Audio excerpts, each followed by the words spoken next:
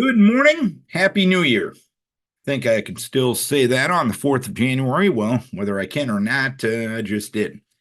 Good morning and Happy New Year. It is the first 2024 edition of the Our Town program here on 94.9 and 99.1 The River. My name is Darren Swinson. Our Town, as always, brought to you by Decorah Bank and Trust. Three guests on the program this morning.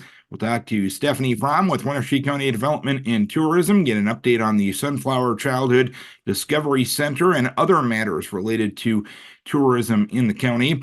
Coming up here in a little less than a month, I believe 4 weeks from tomorrow night, it is the 5th annual Decorah Volunteer Fire Department Gala, and it'll be held out at Toppling Goliath. We'll get a check-in with Zach Kerndt regarding that event. Zach is with the Decorah Volunteer Fire Department. But our first guest this morning, we're going to recap a great event that just closed out on Christmas Day, the annual Holiday Lights fundraiser, a fundraiser for the great services that Helping Services for Youth and Family provide in this area. We'll get a recap and an opportunity for that organization to say thank you to the community from Ben Krouse-Gagne. Ben will be our leadoff hitter for our first 2024 edition of the Our Town program. It's brought to you by Decorah Bank and Trust, and you're listening to it on 94.9 and 99.1 The River. Well, a couple of weeks ago, the annual Holiday Lights fundraiser for Helping Services for Youth and Family came to a close, and it was another great year. And here to recap Holiday Lights for 2023, now that we've started 2024, put those on your checks if people still write checks. I don't know if they do or not. But Ben Krouse-Gagne from Helping Services joining us. And Ben, you've crunched the numbers, and they look pretty good from what I understand. We have. Well, thank you and happy New Year. Yeah, so we had a wonderful year at Holiday Lights, as you alluded to there. Yeah, so we counted all the free will donations and all the tallies of the cars that came through, and we had about 4,500 cars that drove through on top of the 3,000 people that joined us for the walkthrough night. So that was a wonderful thing. And then, we raised just over $150,000 in free will donations and sponsorships. And that goes to support Helping Services for Youth and Families programs throughout Northeast Iowa. So we're grateful for each and everyone who made a donation, and all of our volunteers that made Holiday Lights a success again. And that's the important thing. You mentioned that $150,000 total. You mentioned the programming that your organization provides. Give us some examples of what you're involved with that these donations go towards. Yeah, so Helping Services for Youth and Families, we serve 8 counties in Northeast Iowa. And as I mentioned, we have programs such as youth mentoring, so matching a caring adult with a youth in the community, doing daily activities that you think are interesting, or take them to a ball game or a movie, or just to be another adult role model for them. So we have a parent and family education. So we work with expecting families through age 3 to make sure their child is hitting those key milestones. Our prevention work, so preventing drug and alcohol use and abuse, and then problem gambling. So we work with local businesses and communities on those efforts. And then our domestic abuse advocacy, being advocates for those survivors of domestic violence. So all these dollars that we raise go straight into those programs to make our communities healthier and safer. And that's in partnership with all of you. So we're grateful for everyone who stopped by or volunteered at Holiday Lights or volunteers at Helping Services throughout the year. How many volunteers made this event a reality? Yeah, so we have volunteers that help with the setup, help with obviously greet cars each and every night, and then help tear down. So we have over 400 volunteers that make this all possible. So they deal with a variety of weather situations, from your extreme cold to this year on Christmas, busting out that rain jacket and umbrella and making sure you stay dry. But they're there with their smiling faces, greeting all the cars. And we were okay with the 50-degree weather at the end of the year, but maybe the rain wasn't necessary on us. But it made getting all the lights out a little bit easier. So we cleaned up last week, and have them all packed away. And now the planning starts for the 2024 event. And looking at the numbers, 4,455 cars that go through in the 33 nights that you were open. That's an average of 135 cars per night, and that's an average of probably about 30 to 40 cars per hour. Was it pretty much that steady on a consistent basis throughout the event? Yeah, so obviously, as people would expect, your weekends are much busier, and as you get up to Christmas, are much more popular, obviously, because people are out and about. And the weekdays are a little slower, but they're still busy. And we decide to stay open from 5 to 9 every single night because it's important that people get. And we also catch a lot of folks who are coming to school activities. If they're getting out of a ball game or a theater performance or speech competition or whatnot, they drive on through. We get a lot of folks coming off Highway 52 there as well who just see the lights. So each night's a little different. Weekends are a little busier. Early in the week a little bit slower. But we see folks come from all over. We keep track of kind of where cars are coming from, and about a third of our cars come from Winneshiek County, and the rest come from all over. So it's fun to see where everyone is coming from. Yeah, so it's a busy time, obviously, each night at the lights, and we appreciate our volunteers who are out there being volunteers and waving one in. We have folks out with their light wands waving people in. So it's a fun time each and every night. And you look ahead, you mentioned the planning for next year's event is already underway. I guess technically it's this year's event already underway. That's going to be the 20th annual. That kind of hits a milestone a year for this event. Is there anything special planned to celebrate 20 years of this great event? Yeah, we're in the process of thinking what can we do that's special for the 20th anniversary of Holiday Lights. This is been a very important event. As we started it, I guess 20 years ago, I wasn't here, but folks started it. No one thought we'd get to this 20th milestone. It was thought that a few years and then we'd kind of sell them off and do something else. But we keep adjusting it and changing it and doing different things like the walkthrough night. That interest continues to stay high. So if folks have ideas of something special we could do, please give us a call. Our number is 563-387-1720. But we're in the planning process, and if you, as a family, or if you have a business who are interested in sponsoring events, so we raise money from the sponsorships, but then also from the free will donations. So if you're interested in sponsoring something or see a display that we're missing, if you saw somewhere else or have an idea of, please reach out to us. We're all ears. We're all open to every idea for this to make this holiday light event a success for the 20th year and going forward. And I know Holiday Lights is your largest fundraiser, but obviously you need funding to provide the services that we touched on earlier. If someone wants to make a donation to Helping Services non-related to a special event, how do they do so? Yeah, like you mentioned, we're always seeking funding. We have a variety of different sources of funding. All of our programs are free or no cost to folks. So if it's someone, you want someone to come present for you, or you want to be involved in the mentoring program, or, you're experiencing domestic violence or stalking and want the services. So that's true. We have, federal, state, local funding through the government, but also a lot of private foundations. So folks can make a donation, either one time or a recurring donation if it's monthly or quarterly. You can do so on our website at helpingservices.org, or give us a call. We're happy to talk to you and talk through options, as I mentioned. So our number is 563-387-1720, and the dollars go straight back into the community to do the work to make our community healthier and safer. And as you mentioned, Darren, we need those funds throughout the year, and so these dollars that we raise through Holiday Lights help spread out throughout the year, but also any additional donations are greatly appreciated, and we appreciate everyone who chooses to make a donation to Helping Services each year. Anything else you want to pass on regarding Holiday Lights? Anything else you want to pass on regarding Helping Services in general, as long as you get the form?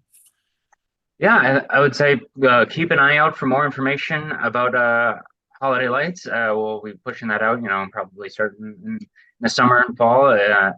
As I said before, if you're interested in supporting the event through volunteering or sponsorship, please reach out to us. Yeah, and then throughout the year, we have a variety of awareness campaigns for our program. So I know that this month, January, is National Mentoring Month. So we'll be pushing out things on that. So please, you are our biggest advocates. So for Holiday Lights and for helping services throughout the year. So just want to thank everyone again for all the support you're able to provide to programs here at Helping Services for Youth and Families.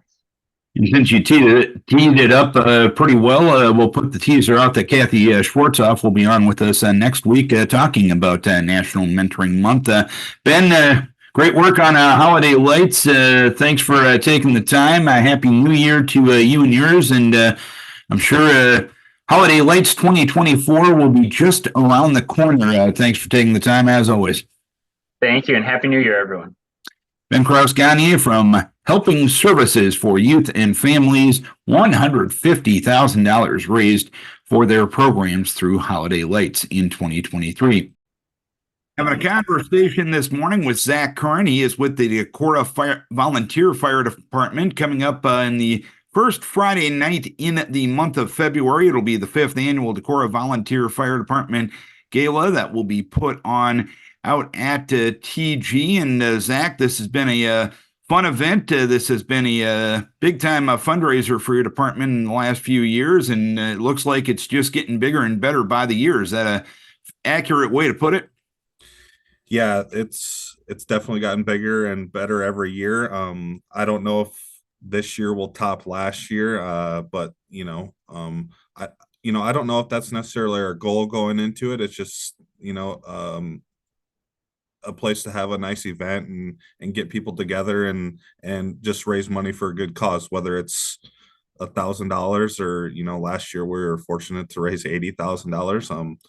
It's just a nice event, and we really thank TG and all the businesses in the community that help put this thing together.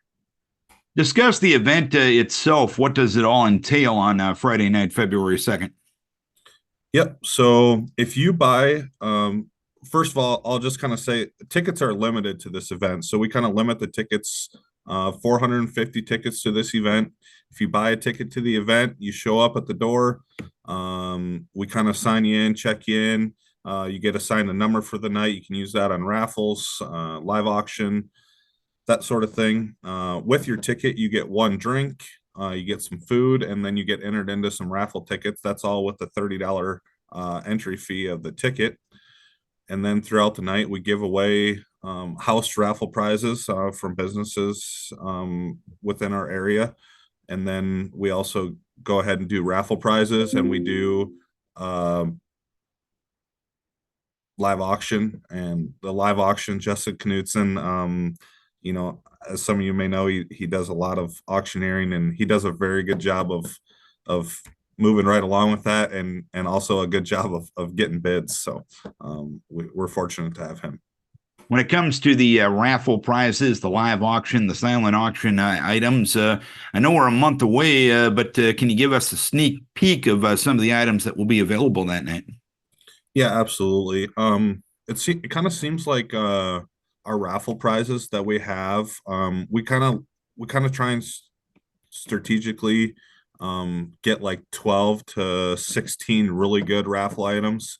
So and I'm not saying that the others aren't good, but this is a price range of say $1,000 to $5,000 each of those raffle items would be. So 2 kayaks from Upper Iowa Marine, we get a Grizzly box blind from Grizzly, we get a gun safe from Bodensteiner Implement, we get a fire pit from a smokeless one from Ace Hardware. We get just a number of really, really, really good raffle prizes that are on that raffle that I think, they're not, it's something that people can actually use and actually benefit by, spending $50 to $100 on them and have a really good chance at winning something.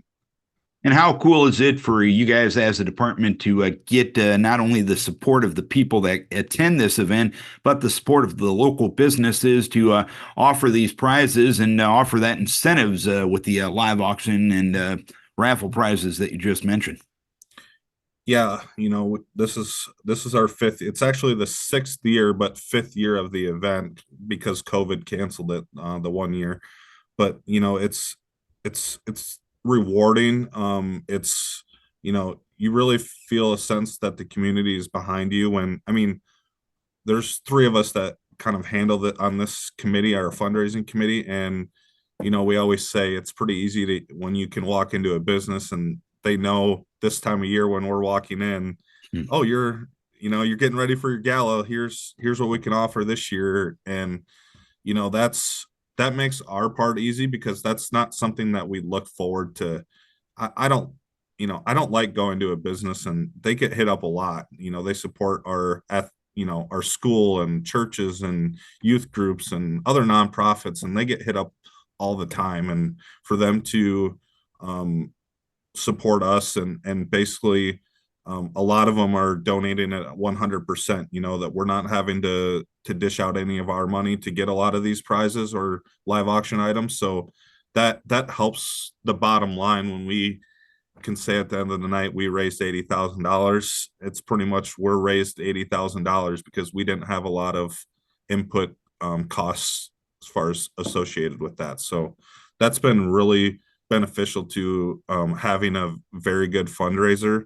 And we can't thank all the businesses enough, from small items, gift certificates, all the way up to large prizes, that $3,000 or $4,000 items that we get. So we really appreciate that.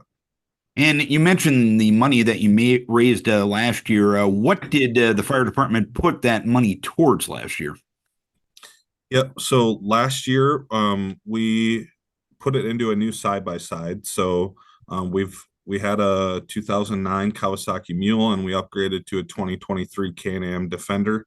We were able to combine a patient carrier and water tank in one. Before we had to maneuver those two things around depending on the call that we're going. So that saves us time in the station. We upgraded from our track system, so we had put tracks on it, and we upgraded our trailer. So that was what we did last year. The year before, we've updated our boat with this project. We got a new boat. We updated our first year was the training facility. TG kind of kicked it off and had that, and I think we raised $40,000, which led us to get close to $250,000 for that whole project, to pay for that whole project. So we've done the training center. We got new Jaws of Life, all battery operated, spreader and cutter and airbags. So we've really benefited very well from the last four galas on equipment purchase for the Decorah Fire Department. Is there anything on the list for this year that the money will be put towards? Yeah. I hate to even say this, but I think we're going to kind of use this year's money to kind of go back and look at different things. Like our drone needs new batteries. There's a couple other things that need updating throughout our equipment list. So it's going to kind of be an updating year on multiple areas throughout the fire department. Like I said, it feels like we're always the drone, and I'm not saying that all the money's going to go towards that, but I'm just saying, the last time we upgraded was unbelievably almost 4 years ago already, 5 years ago, before COVID. And the batteries on that need updated.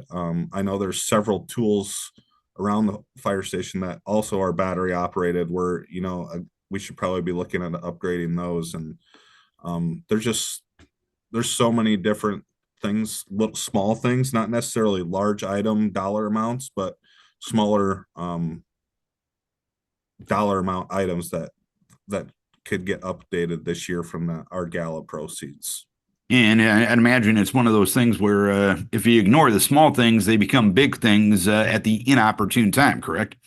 Yeah, that's correct. And like as I mentioned, we've been able to purchase four really big things, and these last 4 years, and that's been great. And obviously, there's a couple different truck things that we need to upgrade, but I don't necessarily think that's like a fundraising thing. I think that's maybe something that we partner with the city and the county, our rural fire board, and that's how those things get paid for. But as far as the fundraising type stuff, I think this is kind of a year that we sit back and after this is done, we look at upgrading multiple different things. I know our life jackets need upgraded. Like I said, the drone batteries need upgraded. There's multiple other things with batteries that need updated. So I think it's kind of we'll see how much money. Maybe we won't raise as much money this year by having a specific project, but I think if we kind of go back and look at everything and try and update a lot of small things, I think will help. And most importantly, how do folks get tickets? Yeah, so we have about 29 volunteers on the fire department, and any one of those you can get tickets from. I think, if that doesn't work for you, you don't know anybody on the fire department, you can stop down here to the Decorah Fire Department, 400 Claiborne Drive. We'll have tickets here. Or look myself up, look our Facebook page up, look myself up. Martin Stahlberg, Alex Smith, they're kind of on the committee. Martin works at Car Auto Group, and Alex has an office in the landing for his regular job. So if you're at any of those businesses, feel free to stop in there and chat with them. And I don't. There's probably a lot of businesses that maybe or people that will hear this Our Town episode, and if we haven't talked to you, it's not because we don't want to. We usually wait till January to start hitting up every business or talk to the people that we have in the past. So if we haven't got to you, we will be coming, don't worry. And we hope to see everybody on February 2nd. The event runs from 7 to 10 o'clock. Anything we're missing? Anything else we need to add? I don't think so. The price on the ticket this year is $30. I know that is up from last year, but just with kind of some costs, between us and TG, with the food and everything like that, we felt that was best to do that. So tickets this year are $30. But you can get raffle tickets the night of. We don't really sell any pre-raffle tickets, so you can get all the raffle tickets the night of the event. Other than that, I don't think we're missing anything, Darren. All right, Zach, we appreciate you taking some time to tell us about the 5th annual gala coming up February 2nd. Get your tickets fast because they usually go pretty fast. Stop by the fire station or run into any Decorah volunteer firefighter. Zach, thanks for the time, and thanks to you and everybody else at the Decorah Volunteer Fire Department for what you guys do to keep our community safe. Thanks, Darren. And once again, I just want to thank everybody that helps donate. I know there's a lot of different people that help out with the event, and a lot of businesses that make this what it has. And we couldn't do it without them. So on behalf of the Decorah Volunteer Fire Department, we really want to say thank you.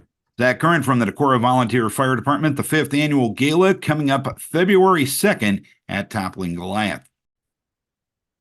Happy New Year, and conversation to start this new year with Stephanie Fromm. She is the Executive Director of Winneshiek County Development and Tourism, and always a lot of things going on with Winneshiek County Development and Tourism. And Stephanie, first things first, let's talk about the Sunflower Childhood Development Center. And from what I understand, you recently got some really exciting news regarding that project. Yeah, so we have been pretty diligent in trying to raise funds now for a couple of years and have about $550,000 remaining. And in December, we had a local donor challenge us, I guess, and said that they would match up to $100,000 towards the project. So we've been working hard to kind of close that gap. And where is the project at when it comes to a potential opening as of this time? Yeah, so we are hoping to open in the summer. Likely construction will be completed in June. And we don't have like an official date yet, but June will be the month that we kind of take ownership, owner occupied, I guess, and kids will be in there. So it'll be exciting. How much construction has been done? What needs to be done yet on the facility? Sure. The exterior will have to happen in the spring. So all of the exterior playgrounds, landscaping, fencing, and stuff will all happen this spring as soon as we can get started, basically. So we've had a very mild winter, which has been exciting, but we, of course, didn't plan for that either. So we've been counting our blessings. They've been busy working on the inside. A lot of it's just the small details now. It's the flooring and the painting is almost completed. Cabinetry is all being installed. So we're moving along, but the building is up, the windows are in, the doors are on, and it's an exciting place to be. And for those that want to contribute and help make this a reality and get it across the finish line like you're trying to do right now, how do they do so? Sure. If they're interested in donating, funds can be dropped off here at the Chamber building right next to K-Vike Studios. And they can also be dropped off at Decorah Bank and Trust. And you would just make it out to the Sunflower Project. We have a capital campaign account that's open there.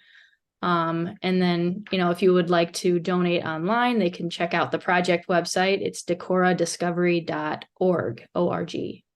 I know this has been a multi-year project. I know it's been a long time coming. How rewarding is it for you and everybody else that's been involved with this? Do you see it come so close to reality as it is right now? Yeah, I don't think it's settled in quite yet. We've gotten so close as a team, and with the organization itself, it doesn't feel quite like it's almost ready to open. I think there will be a whole nother set of goals and stuff that will be established here in the coming months, just with opening and occupying a space that large. And there will be some growing pains, I'm sure. But yeah, meeting every week, sometimes twice a week with the team of the fundraising group, the construction committee, the contractors. I mean, it's been a wild ride, very rewarding wild ride. I will tell you that. And talking about some other factors related to development issues in Winneshiek County, of course, 2023 just came to a close. When you look at that year from your organization standpoint, how good of a year was it in Winneshiek County? Yeah, I mean, we meet as so we're a nonprofit, so we kind of help just guide projects or work with the county or specific businesses. And in this case, there's been probably more development all happening at once or about to happen than has ever happened before. I mean, you have the new VA clinic going up, you have the Sunflower Project, you have the hospital, the school. I mean, we have just large projects happening within Winneshiek County, which is incredibly exciting from this perspective. Growth means a positive thing, and change isn't always easy, but I think it's an exciting road to be on. And when you look at growth, how do you make that growth sustainable and make sure that things keep growing and don't get stagnant? Yeah, I mean, I think childcare is a big part of that, right? So if we're not reinvesting in our community, our schools aren't growing to be able to accommodate new needs and more children. I think, if we're not growing, we're standing still. And if you're standing still, you're probably dying or losing things, right? So as a county that has all of these things going for it, we have trails, we have outdoor recreation, we now have some indoor play opportunities for young families to experience. We have hopefully some new park and recreation opportunities too within the city of Decorah and on the outside of Decorah.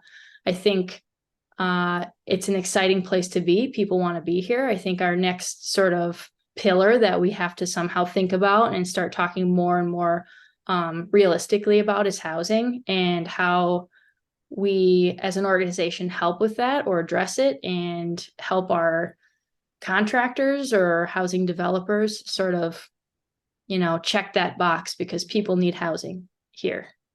And I know that's an issue that's on the mind of the Decorah City Council. I know it's been discussed by many government entities in this county. What is your role in making sure there's enough housing? Because you can have all these projects, these new companies, everything like that, but if they got no place to live, it's kind of a chicken and the egg situation. What is Winneshiek County Development's role in making sure there's enough housing? Gosh, do you have a bug in my office or no? I hope No, not. Let's. yeah. Well, we are right next door, to be fair. We are, yeah. No, it's an exciting place to be. I mean, my position is pretty flexible in that, we can find ourselves in the front of the line, like actually doing projects, such as the Sunflower project, which was a long-term sort of marathon, right? It's a long-term project. And just because the completion of the construction will be over, I mean, then it will be like sustaining the business, right? So there's a little bit of like towing the line even after construction is completed for me. But in terms of housing, I think it's an exciting place to be. I mean, I've met with city and county officials because I know it's a priority of theirs, and to research anything like the planned unit development, which would be sort of a condensed style housing neighborhood or opportunities there, both in and around the city of Decorah, even on the outskirts of Decorah. I think there's some opportunities with either some pushing with zoning changes, and it's more so my position right now that I'm finding is just sharing opportunity, like sharing information that other communities have maybe tackled or have incorporated into their plans, I suppose. I think this accessory dwelling unit is another exciting opportunity where you as a homeowner could have a second apartment or living quarters for your mom or your sister or your brother or an aide that could live on your property. I think we as Winneshiek County need to be a little more flexible and think outside of the box and maybe look at some of the older rules and requirements that we've had in the past and just think about how life is changing. I mean, maybe 50 years ago, it wasn't as realistic to have your mother live with you. And now it's, there's a nursing home crisis too. There's not a whole lot of senior living that's available. So can we as Northeast Iowa, even as a region, think about this in a more creative way to say, well, families want to stick together longer. And if there's an opportunity to have your mother-in-law or your father-in-law or your father come live on your property, but still have their own sort of privacy and a second dwelling, you as a property owner should probably have the right to be able to do that. So other parts in the state of Iowa are definitely getting more aggressive when it comes to things like that and more open-minded. And I think that is important for us to consider as well.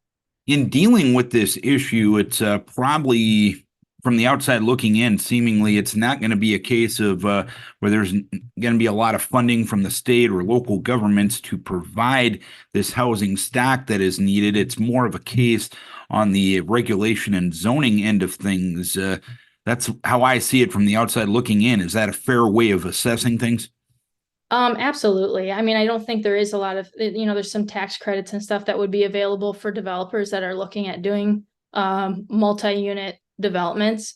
But those are, again, like 2, 3, 4, maybe even 5. I don't even know what the timeline is down the road that you wouldn't even be able to access those, but right away. So there is this sort of lag in incentives, but then yeah, I mean, I think there's an opportunity for some infill projects, whether it's in Decorah or in Kelmer or Ocean. I think, reusing buildings or properties that already have infrastructure and maybe already have roads to the location. I think there's an opportunity there just to say, this is a vacant piece of property or there's an old building here. What could we use this for? And if our first idea is something to do with housing, how do we create a plan that could be a cut and paste, like if we could design some sort, that's what a planned unit development essentially is how do we fit as many homes on this piece of property still provide enough privacy to be a standalone unit?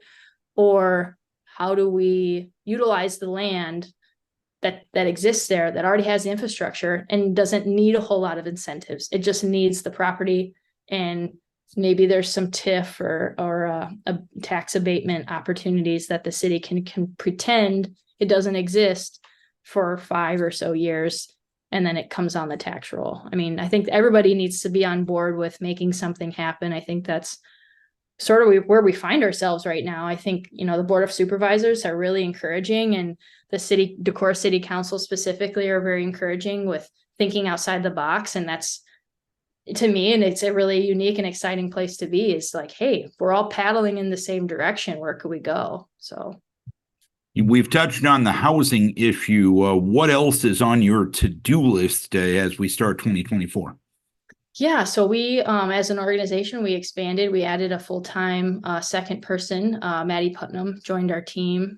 So we have 2 of us now in the office, and she's been busy working with the local school district on creating opportunities in the workforce for students. So there used to be sort of a DECA program. I don't know if that's as relevant now in the school system, but there's a relationship here with Winneshiek County Development, Northeast Iowa Community College, and specifically the Decorah Community School District, that they're kind of intertwining, saying, hey, how do we create either job internships, job shadow programs, even like just tours for classes to be able to get kids out of the school and to be able to see what employers locally are doing, so that they have an understanding of like what exists here. So if they do go off to college, they remember like, hey, I'm an engineer now. I could actually get a job back home and not have to go to a big city or across the state or wherever they end up landing.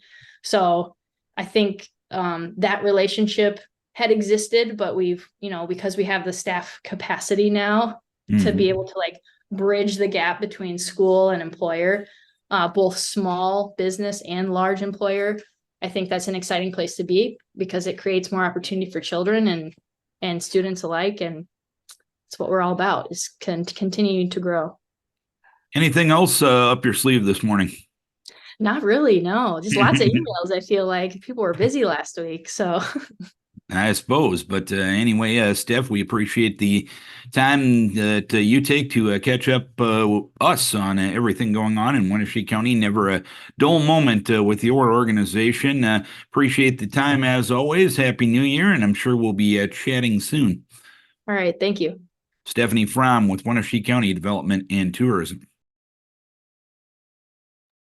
Hey, thank you to our guest on the program this morning, Ben Krouse-Gagne with Helping Services for Youth and Family. A thank you from their organization to the community for supporting the Holiday Lights fundraiser. Another great year for that event. Another great community event coming up 4 weeks from tomorrow night, February 2nd, out at Toppling Goliath in Decorah, is the Decorah Volunteer Fire Department's 5th annual gala. We thank Zach Kerndt for joining us and telling us all about that. And we also want to thank Stephanie Fromm from Winneshiek County Development and Tourism for joining us and telling about not only the Sunflower Childhood Discovery Center project, but other matters related to development issues in Winneshiek County. Don't forget, we put these shows on YouTube each and every week. We realize you're busy, can't always be near a radio or a smart speaker or any sort of streaming device at 9 o'clock on a Thursday morning, but we had the privilege to talk to 3 pretty interesting people this morning, talking about interesting things going on in our community. And we want to give you the opportunity to hear and see those interviews on your schedule. Head to YouTube. 1-4 Our Town program is a great way to catch up with the program there. We also put the links on all of our Facebook pages of our LA Communications radio stations. So thank you to our guest. Thank you to our sponsor, Decorah Bank and Trust, and most importantly, we thank you, that's right, you, for tuning in, for logging on, or for watching Our Town on 94.9 and 99.1 The River.